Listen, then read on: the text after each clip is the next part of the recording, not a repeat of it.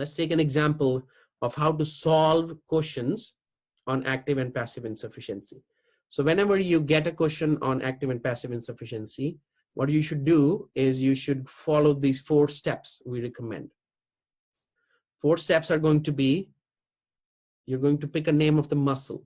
So what I'm going to do is, all of you, you know muscles, you can pick any muscle you want in your body if you're curious about learning about active and passive insufficiency. I'm going to pick the hamstrings. Okay. Second step is going to be, is this a 2-joint muscle? And if my answer is yes, it's a 2-joint muscle, I can keep going. If the muscle you picked is not a 2-joint muscle, then stop here, because active and passive insufficiency happens only in 2-joint muscles. It doesn't happen. Some of you picked gluteus medius in your mind, or gluteus max. That's a stop. Gluteus max does not have active or passive insufficiency. Some of you put biceps brachii, that's a 2-joint muscle, so keep going. Step 3 is going to be, is that muscle going to end range, which means are you trying to see, are they shortening too much, are they lengthening too much, and what's the function of the muscle? So the function of the muscle is going to be, for me, the hamstrings, it's going to be knee flexion, and it's going to be hip extension. That's what my muscles do. If you pick biceps brachii, that's probably elbow flexion and shoulder flexion. And number 4, which is the most important rule, is going to be, what do you want? Do you want active insufficiency or passive insufficiency of this muscle? So I'm going to divide 4 into 4A and 4B. 4A is going to be my rule or step if I want active insufficiency. And I'm going to say, if I want active insufficiency of the muscle being discussed, I want same. If I want the passive insufficiency, I want opposite.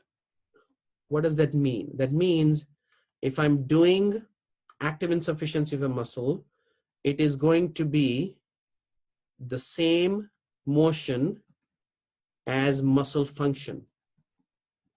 In other words, if my muscle is hamstrings, and if the function is knee flexion and hip extension, if I want to put that muscle into actively insufficient position, I will take that muscle into a motion which is going to be the same as its function. So I'll take them into knee flexion and hip extension on the extreme, and the muscle will be like, hey, I can't shorten on both hands, stop, don't make me contract at both hands, I'm insufficient, I can't do it more, if you do it more I'll tear, and that's not going to be good news for anyone. So the motion is the same as the muscle function, we call it active insufficiency. Whereas on the other hand, for passive insufficiency, it is going to be the opposite motion as the muscle function, which means it's going to be, for hamstrings, if I want to make them into passive insufficient position, I will take them into knee extension because their function is knee flexion, so I'll do the opposite, and I'll take them into hip flexion, which is going to be the opposite of the hip extension motion. So hip extension, hip flexion is going to be the deciding, or the hip or the knee extension flexion is going to be deciding if it is an active insufficient or a passively insufficient muscle. So remember, active insufficiency same as muscle function, passive insufficiency opposite as muscle function.